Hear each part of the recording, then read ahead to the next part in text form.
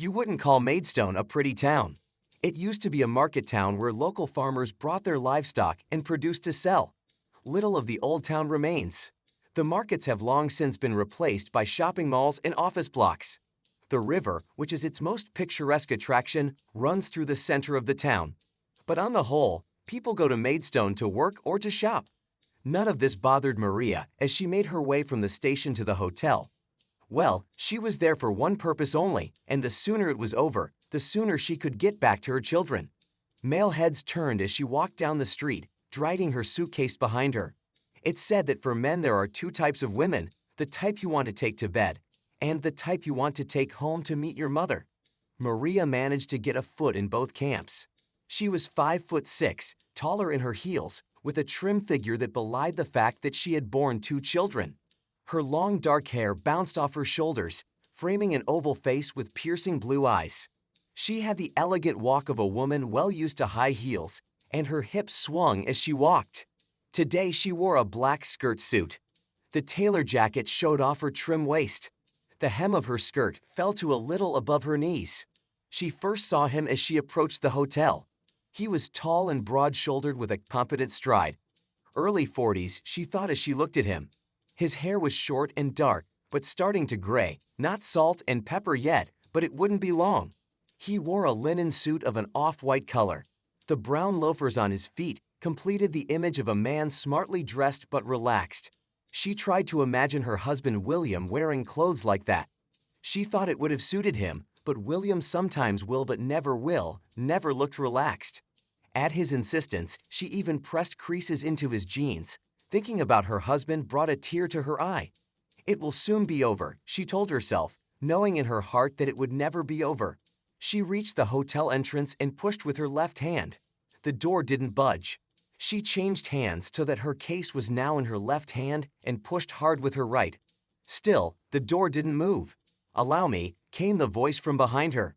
A linen-clad arm reached past her and pulled the door open. She was overcome with embarrassment. "You must think me such a fool," she said, as he held the door open for her. "Not at all. Your mind was obviously on other things. I'm glad to be of service. Now please, after you." Her face was still flushed as she reached the reception desk to check in. She noticed the man kept his distance. While she handled the check-in and received her key. She looked back at him as she took her key. "Thank you for the door thing. Are you staying long?" What was she doing, asking a strange man how long he was staying? She'd meant it as polite conversation, but it could be taken as an expression of interest. "Just the one night. I don't expect to be around much after tomorrow."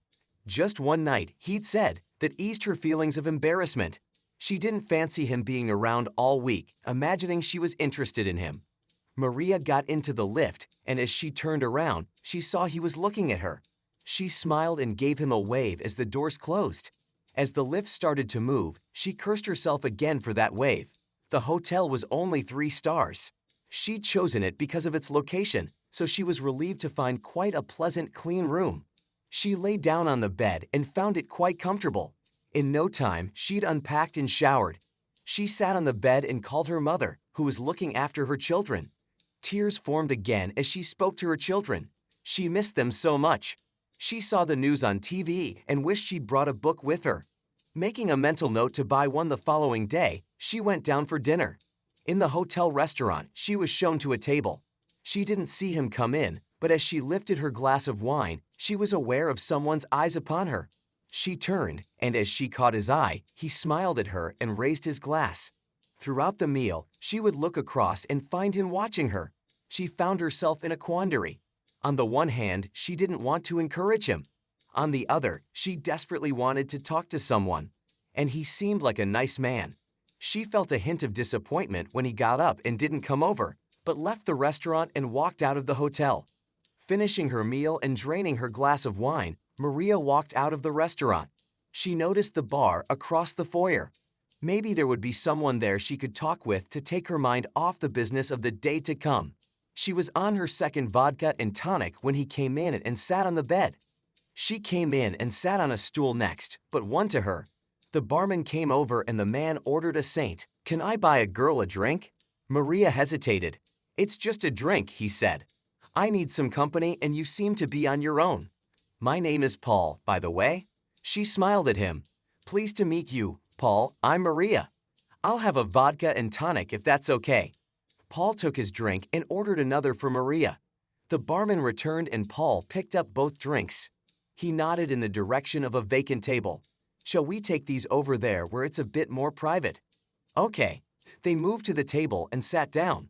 I thought you'd gone out for the night, she said. No, I just went for a walk down by the river.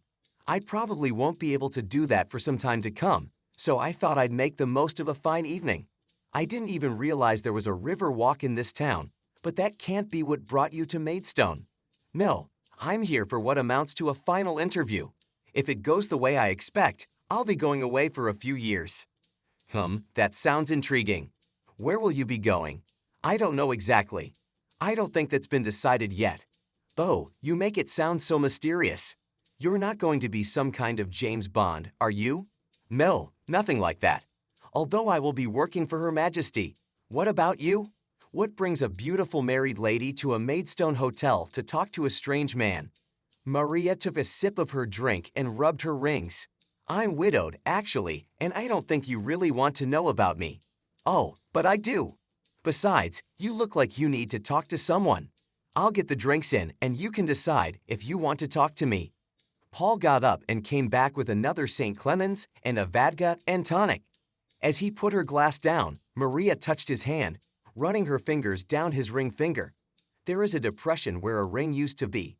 Was that for my benefit, or is it the reason for the sadness in your eyes? That's not a story you want to hear. But I do. I do.